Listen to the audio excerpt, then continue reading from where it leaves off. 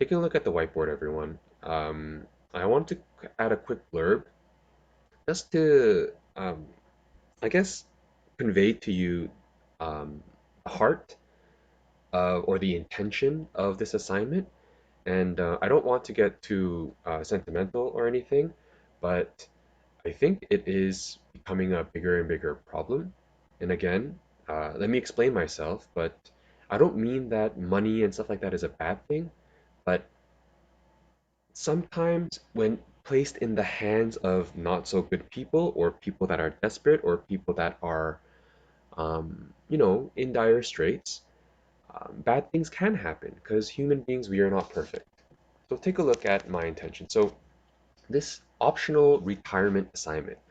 By now, I hope that you see that I don't want this assignment to be optional because I firmly believe it has the ability to change your perspective of money and life.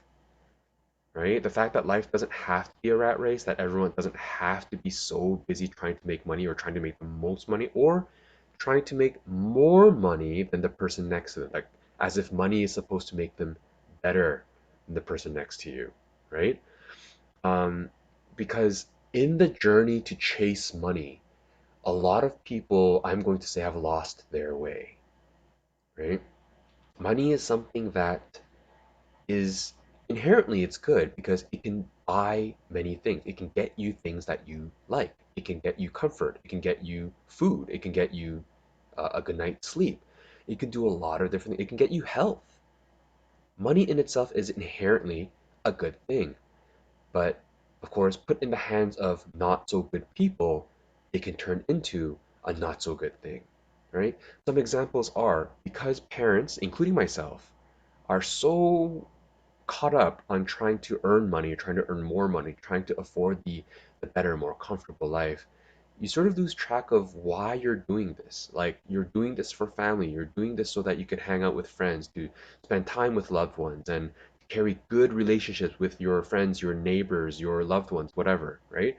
To help out people who are in need, right? Who had terrible tragedies happen to their lives, to be hospitable, to take care of your fellow people, fellow neighbors, to be humble about things, right? Not to be proud, and basically all the other good things that you imagine life is supposed to be, right? If you see someone suffering, in usually just the inherent desire that we want to do is to help people that are in need. But if we ourselves feel like we are having a hard time, we don't really feel like we could, even if we want to help someone else, we sort of make an excuse saying, oh, but I'm already in a bad situation. I can't help someone next to me. A lot of people sort of get to that. Okay? So as I said, but in the race to make money, people are overtaken by greed and you choose to cut people off, push people down, screw people over, just so that they themselves can get ahead. Again, I'm generalizing here. It's not everyone, but just when I see a capitalist society and people trying to make more money and being just generally very not nice to other people, I feel like it comes from not being happy with where they are right now, right? And not it's not the only reason, but it could one of the reasons that could cause people to not be happy at where they are right now is because they feel like they are losing out or they're losing the race or they're not living the way they would like to live. They not, can't afford the things that they would like to have. Right? Again, money doesn't necessarily buy happiness, but it can provide comfort. And people who actually say money can't buy happiness, I believe genuinely haven't been truly poor. Right? Again, it doesn't buy happiness, but it can provide a lot of comfort and even a peace of mind. Like if my parents were sick and they didn't have the means to take care of themselves, I would like to think that I could afford the means to buy them their health back. And I think it would kill me if I didn't have the monetary means to take care of my parents. That's just me, though. Okay? And that's why I like you to approach this assignment with a serious attitude. And the more you pour into this, the more I think you will get out of it. So the first, I'm gonna say today we're gonna spend about 30 minutes. I would like you to go through the first 3 pages of this assignment, trying to figure out what your future is going to look like. All right? I know I went through this with you very briefly, some of you in class, but I'm going to pretend that I haven't, and so just bear with me. Okay? If you took a handout from class, you should have this in front of you. I think I have a slightly revamped version in class, but it's pretty much the same thing, so it shouldn't make much of a difference, okay? So let's read. And let me take out my highlighter so I can draw your attention to certain parts that I think are more important than others. And why did I put away my digital pad? Here. All right. The purpose of this assignment is to appreciate the application of theoretical math in finances. And like all things, please note, it does not model 100% of life because you can't predict life 100%. There's unexpected things that always happen, right? Alex, someone asks, if we choose to live in a condo, should we leave out hydro, gas, and utilities? That's a good point. Let me get to that, Alex, and then I'll refer to it. But the short story is nowadays modern condos are moving towards the you pay for your own unit model. So even if you live in a condo, if it's a modern condo, you would have to pay for your own hydro, gas, and utilities. Yeah, I know. The world is getting crazy, right? All right. Let's see. However, knowing how to apply the mathematical literacy may stretch your vision, stretch your ambition, raise your responsibility, improve your discipline, and of course, give you some hope for the future. At least, in the least, you should be able to see what others cannot. If you're able to go through this and understand the deeper meaning behind it, you will definitely be, wisdom wise, you will be way ahead of me when I was in high school. Because my math teacher, I think I said this before, sort of focused on the formula and just the math behind it. He never really applied and showed me just the implications of this and how intense this could have changed my life in the future. All right, so that's my goal for you. Let's begin a journey of financial responsibility. Okay, one reason for making money is to have a nest egg when you retire, because when you get older, you won't be able to work as hard as you can now. Like you don't have half the amount of energy as you do as a teenager or in the young 20s. Okay, you're not as brave because you don't have that much energy anymore to do the heavy lifting. So if you're trying to create a nest egg during the time you can work, how much money do you have to save for you to live comfortably? Well, the word comfort depends. It really depends on your lifestyle. Please know that when you retire, we're going to assume that you're going to retire at the age of 65 and you're going to, you know, pass away peacefully in your bed with all your loved ones around you at the age of 90. I believe the average life expectancy in North America right now is like 78. So 90 isn't bad.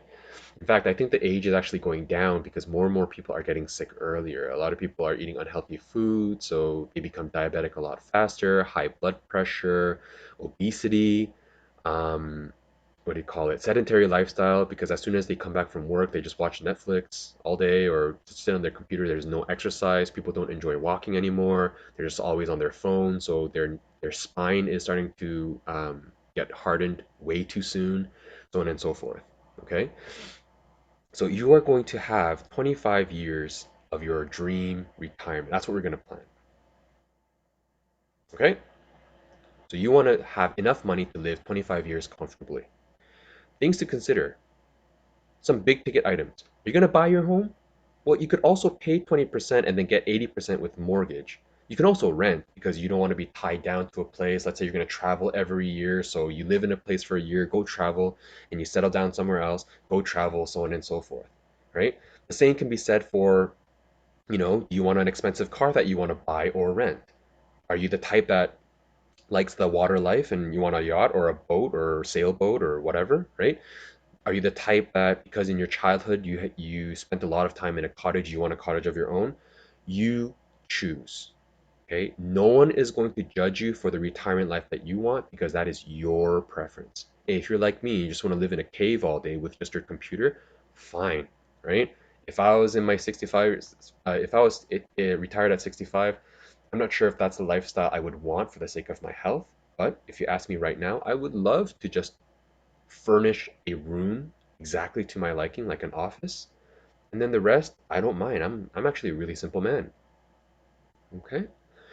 So for this assignment though, for simplicity, you are either going to buy out a house completely or you're going to rent.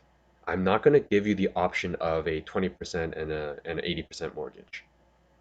Okay?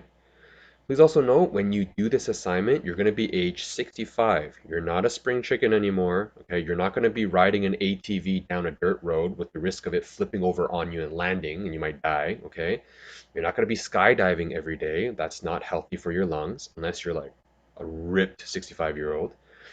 Um, so be serious about it. At 65, how do you want to live?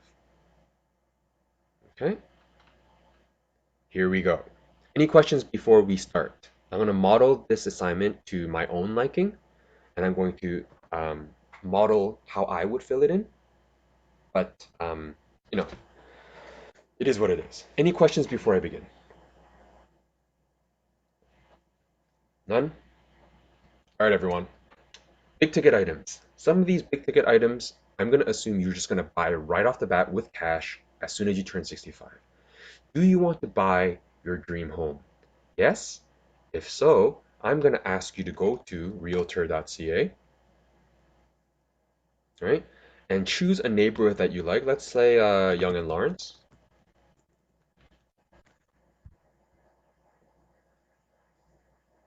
right? And you'll see a whole bunch of things where they're on sale or for rent. So if you go to filters, you can go to residential for sale, minimum price, maximum price. Um, I would like 3 bedrooms, okay? Probably one for myself and my wife, of course, as a bedroom. One room I would like as an office, and a third room maybe my wife would want as an office, right? Remember, I'm 65, so I'm assuming my kids will have left the nest around now. My bathroom, I would prefer one on the first floor, one on the second floor, maybe one in the basement. I don't know. Let's pretend it's three. Land, any size. You basically choose whatever you want, okay? This is you. So in the Yonge and Eglinton area, let's pretend if I do want a home with three bedrooms and three baths. With inflation, maybe when I turn 65, maybe it turns into like $2.5 million. I don't care how much it is. Okay? Write it down. Dream car. I'm a simple man. I don't need an Aston Martin. Okay, I don't need a Ferrari. I don't need a Bugatti. Um, my wife actually, when we were still dating, she dreamed of driving an FRS or a BRZ.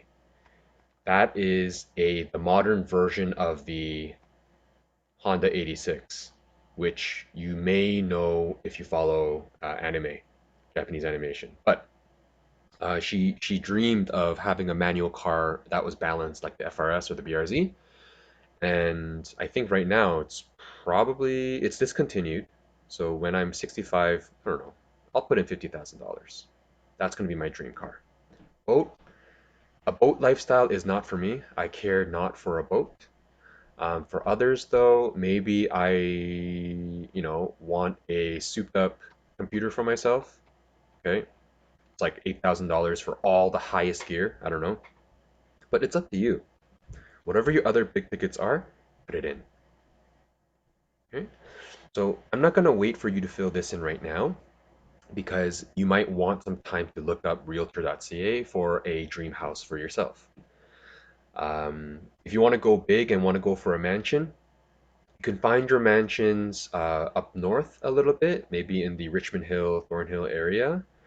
You can also find one, the mansion area where Drake lives in the Bridle Path. Bridle Path. which is close to Yonge and Lawrence and Yonge and York Mills. Okay, so there's some tips for you. Any questions for big ticket items? My question Mhm. is in regards to what if you see yourself living in a different country when you're 65? That's totally okay. If you're in a different country, I don't know what their real estate such situation is. Like for example, if some of you here you don't know, Korea, where I'm from, their rental system is a little bit different. The interest rate when you put money in a bank is very, very high. The reason being is when you go rent somewhere, what you're basically doing is you're giving someone a big lump of cash for rent. The owner of the house will take this money, put it in the bank, and earn interest every month from your lump of cash. And then when you decide to leave and you say bye bye, okay, the owner is expected to give that lump of cash back to you. So you don't lose any of this money, but the owner will live off of the interest. That's basically how the system works. So if that is sort of like that, if you are going to rent, you might still have to put it in a lump sum here because you need to save that up by the time you retire. But again, you might have to do your research, either put the money that you need for buying here, or if it works like Korea, then put it into the renting side. I don't know. It's totally up to you. And again, you're planning your future retirement, so cater it or fix it according to what you believe your lifestyle is going to be like. Okay? Just put it into where it is most applicable, is what I'm saying. Any other questions?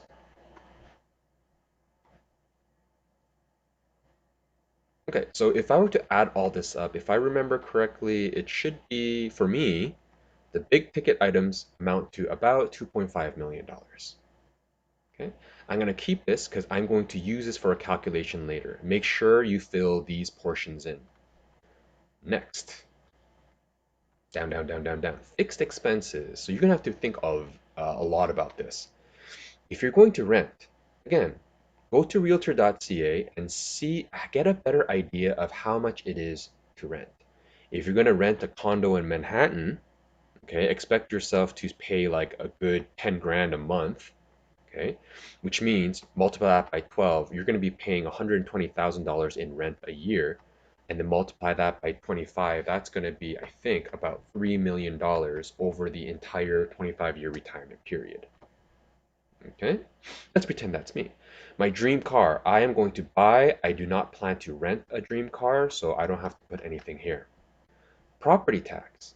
If you are not renting, but you actually bought your home, property tax in Toronto is going to be 0.0066. It's 0.66% of your home price every year. So 2.5 million multiplied by 0.0066 is 16,500 every year. Surprise! If your parents own your home, it's not that they just own it, they're still paying a yearly fee for this. Why? This money goes into the people that pick up your trash, the people that pick up your recycling, the people that pick up your compost. It goes into the people that are hired to, snow plow your street. They are hired for all a bunch of stuff.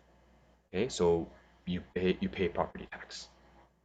Multiply that by 25 years, that would be 412,500. This is how much I would have to pay for during my retirement if I have that $2.5 million home. Next, home insurance. A three-bedroom house, for reference, in a safe neighborhood is about 2,500 a year. Yeah. So if your parents own their home, they're paying, or even if they don't own a home, they are paying insurance. So more money is leaving. Surprise. That's why your parents are pushing so hard to make more money because so many bills are there. How does this change? It all depends on things like crime rate, okay, accidents, okay, how big your home is or how expensive your home area is, how far away is a fire station from your home. All of these make your insurance higher. So let's pretend I live in a relatively safe neighborhood without too many accidents, and there's a fire station and a police station really nearby. So I'll spend $3,000 a year, multiply that by 12, $36,000 during the 25-year period. Car insurance, you might be interested in that. If you're already a driver, your parents might have told you that the insurance is really high. You, as a teenager, are young, okay? You have very little experience driving. You have no driver record, which makes them scared of giving you insurance, okay? So you don't know if you're gonna make an accident tomorrow or not. And gender is also a big thing because statistics show that typically those of us that are more aggressive, that's generally speaking those with more testosterone, are more dangerous drivers. That's not always the case, but that's what the statistics are showing, and so they charge those people more, right? And so that could be, I don't know, if I'm 65 years old, let's pretend, it's like 800 a year. So multiply that by 12, that is 9600 a year for the 25 years. Okay. So again, you might want to ask your parents about this. They might have a better a rating that's closer to the year 65, but I digress. Let's move on. Food. For reference, ask Mr. Kim. Let me tell you a story. When my wife and I first got married and we moved in together and we were starting our life, we wanted to budget really well and we wanted to see exactly how much money we would have to spend for food. So we actually budgeted $600 per month. That's $150 a week. It was super tight. Sometimes we made it work, sometimes we didn't. But this was like, we don't eat out, we are always cooking, and we just want to see exactly what we could do. $600 for two people is borderline, well, for us, it was almost impossible. It was very difficult. And when you're retired, you don't want to live a life where you're constantly counting pennies for food, right?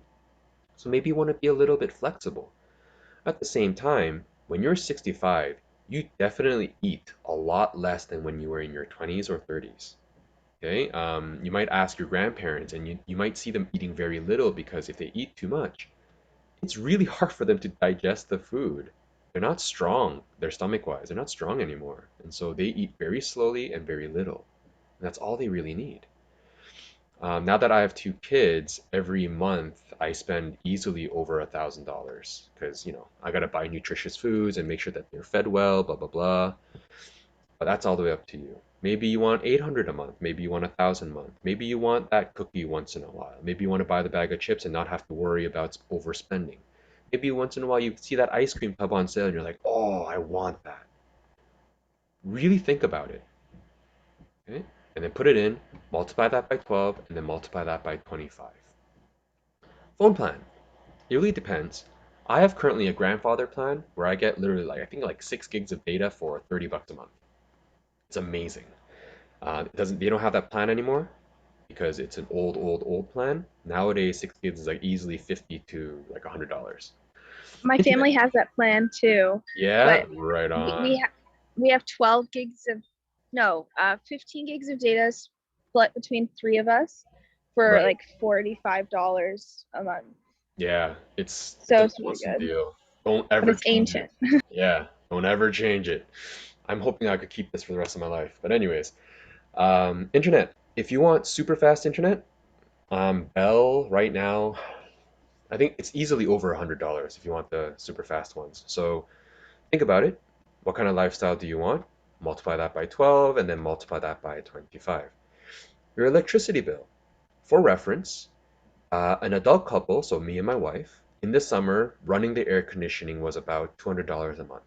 Our home isn't the best insulated, so it could have been lower, but it is what it is. So if it's 200 a month, Multiply that by 12, multiply that by 25. Heating. The old houses in Toronto are so poorly insulated. I'm talking about the ones that were built like in World War One. Okay, they are so poorly insulated. $400 a month is easy for those houses because the heat escapes the house so easily. If your home is more modern, this could be easily like $200 a month or $100 a month in the winter. Okay, so think about it. Your water bill, again, between my wife and I, being pretty conservative, taking showers and not taking baths, it was easily about $1,000 a month for water. Okay, Josh, exactly. If you were living somewhere warmer, you wouldn't need gas for heat. You would typically use electricity just for the air conditioning. Life insurance, you might want to ask your parents about that, how much you would need. Maintenance, there are always unexpected fees. Like your car might suddenly break down, you need a towing because it got stuck in a ditch. You suddenly get, sick and you have to pay for a special kind of, cream or medication that's not covered by OHIP, or it's not covered completely by OHIP, you name it. So when you're older and you're age 65, it's actually worth thinking about. Again, you might not ask your parents how much they spend right now for medication. Even things like vitamins and minerals, right? Your parents might be popping vitamin D pills, vitamin C pills, whatever. Ask them how much they spend a month on this. Also, if you want a pet, you can't negotiate their pet's needs. It's a fixed expense. So put a certain amount of money for how much you would need to spend for their food, yeah, things that they need for going outside, toys that they might need, snacks, whatever. Fill this in, add up the dark column so that you know exactly how much you need for the 25 years. Okay? For the sake of argument, I don't know how much this would be. Let's pretend it's in like the 5 millions. Okay, over 25 years, I need $5 million. I'm just making a guess here. Next, this is the fun part. Variable expenses. These are the fun expenses. So if you got places to go, you got people to see, you need to pay gas for a car. People right now, young professionals who commute to work, they usually spend about a tank of gas per week, and a tank of gas could be easily $60 right now. So $60 times 4 weeks, monthly cost could be 240. If you're doing the TTC and you have maintenance, blah blah blah, this could add up. So maybe you want to put in like $300 a month. I don't know. Times What if 12. you have a Tesla? Um, if it's a Tesla, then the electricity bill will add up, right? So for transportation, it's still a Tesla. A full charge, I'm assuming, is supposed to take you about like 300 or 400 kilometers, I think, for per charge. They're touting that the battery is really good now, which will not be enough for 1 week, in my opinion. And so, but it's cheaper than gas, so I really don't know. I wish I was rich enough to own a Tesla and tell you, but you might have to do your research for that. Consider that. Dining out, very important. If you, at your age right now, enjoy hanging out with friends and eating out, then you probably will enjoy that time when you have even more time to hang out and you're 65 and you're retired. So every time you go out with your friends, you might want to get a drink. You might want to, treat your friend to an appetizer. You might want to have that steak once in a while. Think about how much you're going to eat out in a week. Okay? Maybe you go out once on a Monday and once on a Friday. Or once on a Monday, once on a Wednesday, once on a Friday, and then go out all weekend. I don't know. Figure out how much you might spend on food in a week, and then just multiply that by 52. Right? So let's say you're like me. Let's say you go out with your friends after you're retired. Maybe you go out 3 times. You do 3 meals, $50 a meal. That's $150 per week times 52. 150 times 52. You would spend this much a year on food. And so multiply that by 25. Assuming you keep that lifestyle up, you'll be spending this much on eating out during your retirement. Traveling and vacation. Are you going to travel once a year? Once every 2 years? Are you going to travel every month? You figure that out. If you're going to travel once a year and you and your partner decide to, go on a trip, maybe every year you want to spend $10,000 on a trip. Multiply that by 25. You would be spending $250,000 during your retirement by going every year. Ifs, very important. Think about how many loved ones you have right now. Okay, I'm assuming you may want to buy a present for all of your family members plus a couple of your best friends. So let's pretend you have 10 very important people in your life. And let's say you want to spend, 50 bucks per present. Every year, you're going to be spending $500 on presents. Multiply that by 25, right? Even more, okay? Even more so, fun allowance.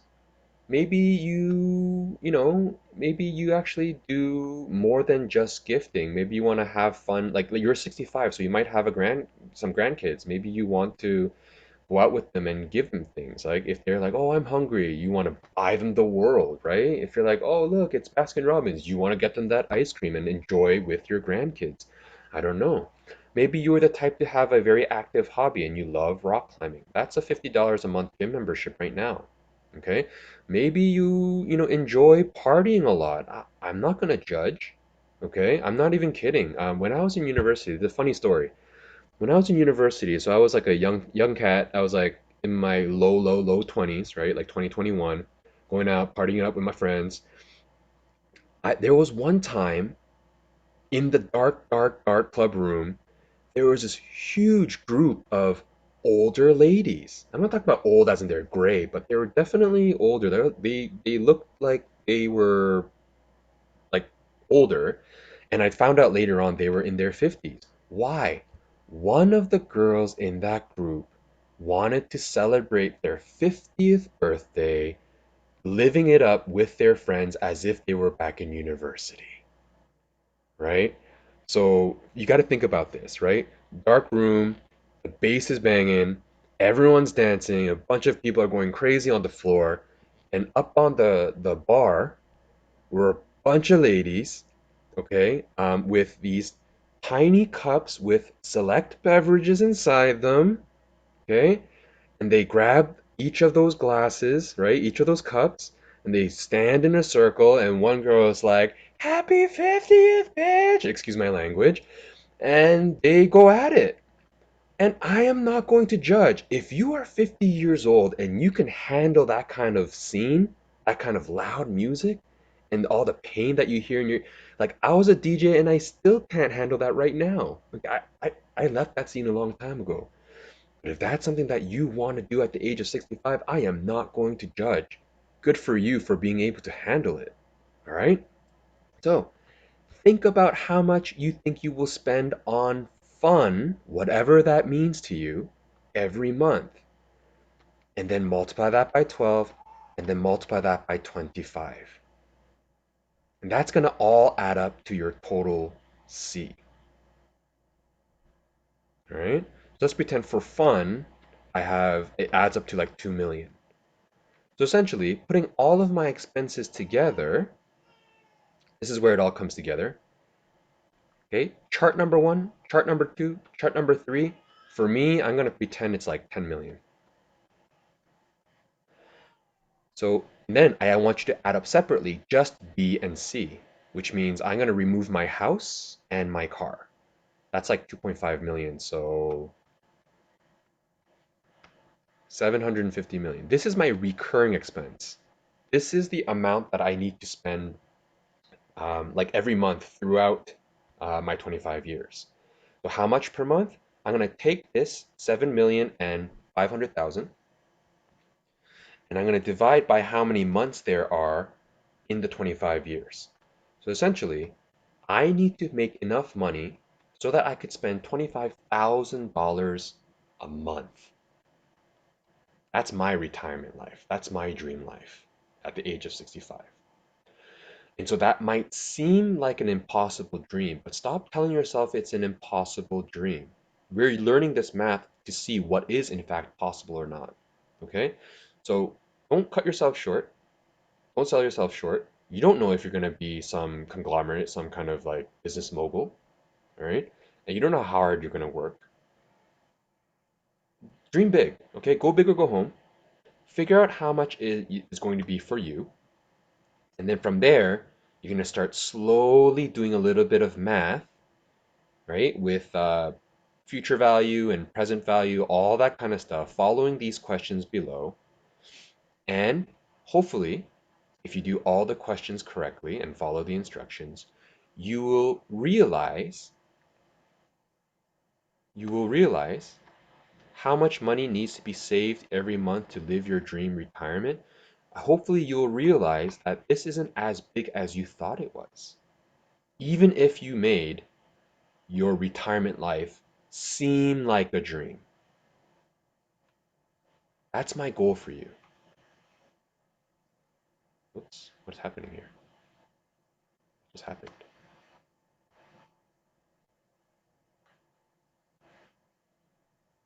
Anyways, okay, that's my goal for you. So it's 2:40. You're supposed to be with me until 3:15, but whether you do it with me or not, that's fine. Would you please use the remaining maybe 20, 30 minutes getting through the first 3 pages so that you have some numbers to work with when you decide to sit down and try the math. Okay? Do the easy stuff first, do the fun stuff first. Okay? Dream big and figure out how much you need per month from your savings to live your retirement life. Plan your dream retirement right now. Any questions?